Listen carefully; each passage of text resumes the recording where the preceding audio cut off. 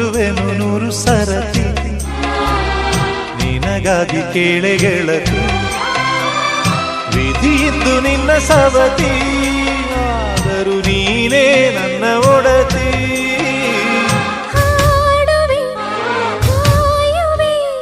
ಸೇರಿ